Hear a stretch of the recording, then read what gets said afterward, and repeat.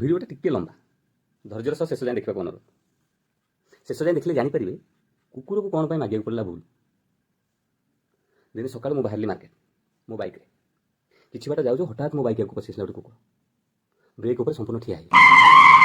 ସୁତେ ସୁତେରେ ଦିହେଁ ବଞ୍ଚିଗଲୁ। ମୋ ଆଖି ବନ୍ଦ ହେଇଗଲା। ଆଖି ଖୋଲିବା ପୂର୍ବରୁ ମୋ କାନରେ ପଡ଼ିଲା, ହଇରେ ହଳା, ଏଣେ ମୋ ପିଲା ଦୁଇଟାକୁ ବିଧବା ମୋ ସ୍ତ୍ରୀଟାକୁ ବାପଛଣ୍ଡ କରିଦେଇଥାନ୍ତୁ। ଆରେ ତମେ ଯେମିତି ହେଲଣି ପିଲା ଛୁଆଙ୍କୁ ରାସ୍ତାରେ ଧରି ବୁଲିବା ଆମ ପାଇଁ ବିପଜ୍ଜନକ ହେଇଗଲାଣି। ଆରେ ବୋକା, ଆଗକୁ ଯାହା ଲଗେଇବା କଥା ସବୁ ଲଗେଇକିରି ଶୋଧିଲା। ମୋ କାନରୁ ରକ୍ତ ବାହାରିବା ଯାଏ ମୁଁ ଶୁଣିଲି। ତାପରେ ସେ ଟିକେ ଥୟ ଧରିଲା। ଥୟ ଧରିଲାରୁ ମୁଁ ତାକୁ ପଚାରିଲି, ହରେ ମୁଁ ତ ରାସ୍ତାରେ ଯାଉଥିଲି, ତୁ ତ ହଠାତ୍ ବସି ଆସିଲୁ, ମୋର ଭୁଲ କ'ଣ? ମୋତେ କହୁଛି, ହରେ ହଠାତ୍? ଆରେ ହଠାତ୍?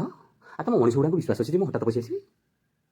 ହଇରେ ମୁଁ ରାସ୍ତା ଡାହାଣକୁ ଯିବି ବୋଲି 5 ମିନିଟ୍ ହେଲେ ସିଗ୍ନାଲ ଦେଖେଇ ଦେଖି ଆସୁଛି, ତୁ ମୋତେ କହୁଛୁ ହଠାତ୍?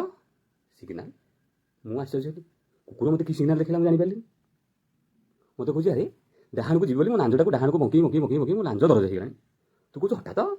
ଆରେ ତମର ସିନା ଗାଡ଼ିରେ ମେସିନ୍ ଲାଗିଛି, ତମେ କାଉଁ କାଉଁ କରି ବାଁ ଡାହାଣ ହବ। ଆରେ ଆମ ପଛରେ ଯେଉଁଟା ଅଛି ଆମେ ସେଇଗୁଡ଼ାକ ଦେଖିକିରି ହବୁ ନା ନାହିଁ? ମୁଁ ମୋ ଭୁଲ ବୁଝିପାରିଲି। ତା ସିଗ୍ନାଲଟାକୁ ମୁଁ ଜାଣିପାରିନଥିଲି।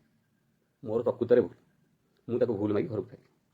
କିନ୍ତୁ ଆପଣମାନଙ୍କୁ ଅନୁରୋଧ, ନେକ୍ସଟ ଟାଇମ୍ ରାସ୍ତାରେ ଗଲାବେଳେ ସରକାର ଆମକୁ ଯେଉଁ ସବୁ ସିଗ୍ନାଲ ଶିଖେଇଛନ୍ତି ଡ୍ରାଇଭିଂ ଲାଇସେନ୍ସ ଦେଲାବେଳେ, ତାକୁ ଛାଡ଼ି ପଶୁପକ୍ଷୀଙ୍କର ସିଗ୍ନାଲ ଉପରେ ଟିକେ ଧ୍ୟାନ ଦେବେ।